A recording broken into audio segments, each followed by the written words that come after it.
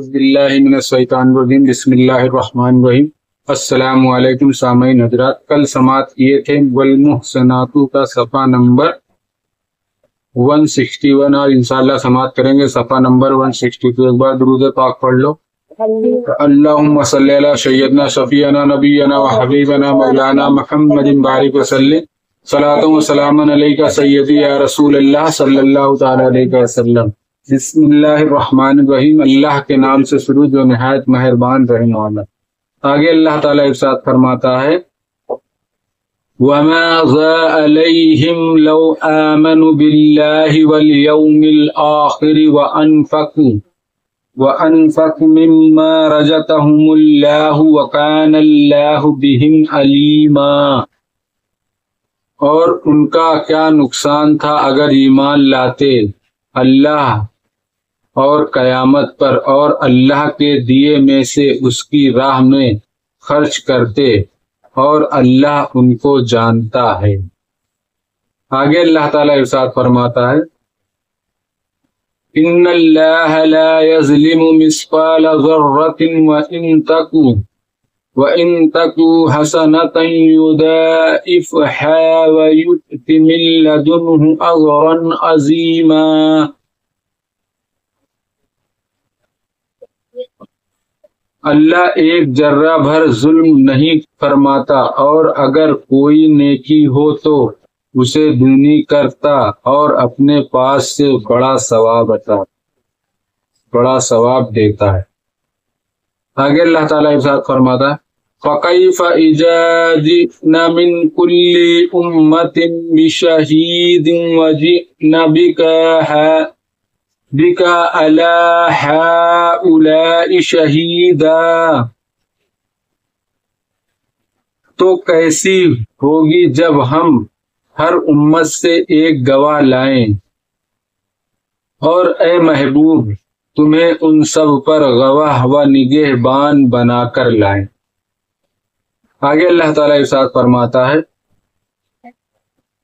یومئذ یود الذین کفروا واشاؤوا الرسول لو تسوی بهم الارض ولا یکتمون اللہ حدیثا۔ اس دن تمنا کریں گے وہ جنہوں نے کفر کیا اور رسول کی نافرمانی کی، کاش انہیں مٹی میں دبا کر زمین برابر کر دی جائے، اور کوئی بات اللہ سے نہ چھپا سکیں گے۔ اللہ تعالیٰ سے کوئی بات نہیں چھپی ہے، چاہے جتنا انسان سے تو چھپا سکتے ہو مگر اللہ سے نہیں چھپ سکتی کوئی بھی بات۔ آگے اللہ تعالیٰ ارشاد فرماتا ہے یا ایھا الذین آمنوا لا تقربوا الصلاة وانتم سکارى حتى تعلموا ما تقولون ولا جنبا الا عابر سبیل حتى تغتسلوا۔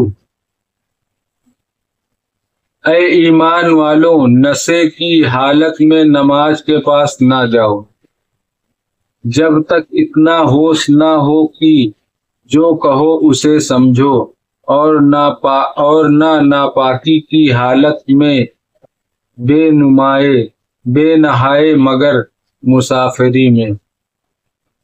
پہلے شراب حرام نہیں تھی نا، تو نماز کے ٹائم نشے کی حالت میں نماز جانے سے منع کیا گیا، اور صاف پاک نہ ہو تو مسجد میں بھی نہ جاؤ، مگر مسافر رہے گا تو وہ تیمم کر کے جا سکتا۔ مسافر مٹی سے ہوتا ہے تیمم۔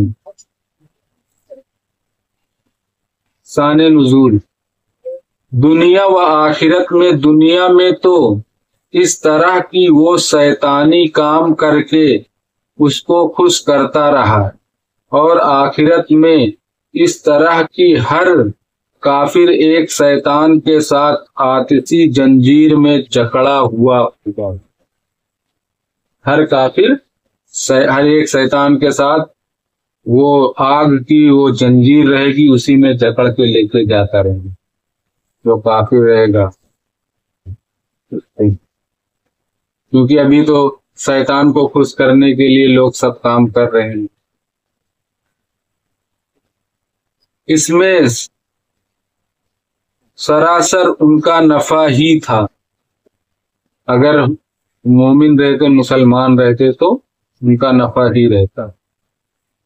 اس نبی کو اور وہ اپنی امت کے ایمان و کفر و نفاق اور تمام افعال پر گواہی دے، کیونکہ انبیاء اپنی امت کے افعال سے باخبر ہوتے ہیں. جتنے انبیاء ہوتے ہیں وہ اپنے امت سے باخبر رہتے ہیں، ان کو سب کی خبر رہتی ہے کہ تم نبی الانبیاء اور سارا عالم تمہاری امت. کیونکہ جب وہ اپنی خطا سے مکریں گے اور قسم کھا کر کہیں گے کہ ہم مشرک نہ تھے، جب کہیں گے کہ وہ لوگ ہم مشرک نہیں تھے اور ہم نے خطا نہ کی تھی، تو ان کی منہوں پر مہر لگا دی جائے گی. منہ ان کا بند کر دیا جائے گا، مہر لگا دی جائے گی. اور ان کے اعضاء و جوارح کو گویائی دی جائے گی. اعضاء، ایک ایک اعضاء جو ہوتا ہے یہ گواہی دے جائے گی، یہ بولے گی انگلی. اگر گناہ کی طرف انگلی تم نے بڑھائے رہیں گے تو یہ انگلی بولے گی کہ ہاں اس نے میرے سے یہ گناہ کیا. آنکھ سے کوئی گناہ کیے رہو گے تو آنکھ بولے گی ہاں اس نے غلط دیکھا یا اس نے غلط کیا. کان سے سنے رہو گے تو کان گواہی دے دے گا کہ اس نے گندی باتیں دیکھی، یہ گندی باتیں سنی. آنکھ سے کچھ غلط دیکھتے رہو گے تو وہ آنکھ بولے گی کہ اس نے غلط چیز دیکھا. پیر بولے گا کہ یہ غلط کے طرف چل کے گیا. ہاتھ بولے گا، ایک ایک اعضاء گواہی دے گا تمہارا، ایک ایک اعضاء. جس سے جو کہ نیکی کہہ رہے رہو گے تو نیکی بتائے گا، اور اگر بدی کرے رہو گے تو بدی بتائے گا. ہاں یہ سب اعضاء اس دن گواہی دیں گے، اس لیے سوچ سمجھ کے رہو. وہ ان کے خلاف شہادت دیں گے، جو گناہ کیے رہیں گے وہ شہادت دیں گے. شان نزول: حضرت عبد الرحمن بن عوف نے ایک جماعت صحابہ کی دعوت کی. اس میں کھانے کے بعد شراب پیش کی گئی. تب شراب حرام نہیں تھی. باجوں نے پی، کیونکہ اس وقت تک شراب حرام نہ ہوئی تھی. پھر مغرب کی نماز پڑھی امام نشے میں. نماز پڑھنے گئے اور امام نشے میں تھا.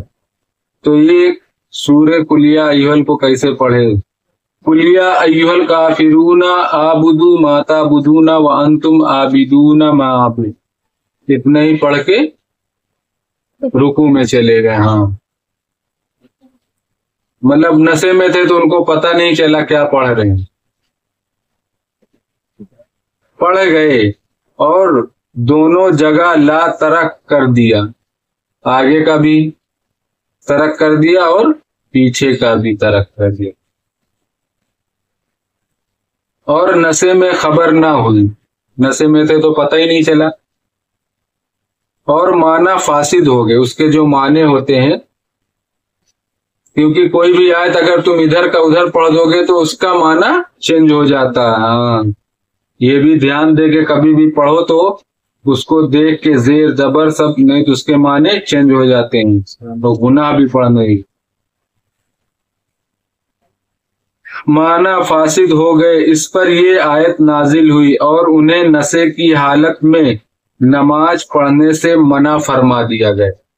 مطلب اگر جب نشے میں رہو تو نماز نہ پڑھنے دو فرما دیا گیا.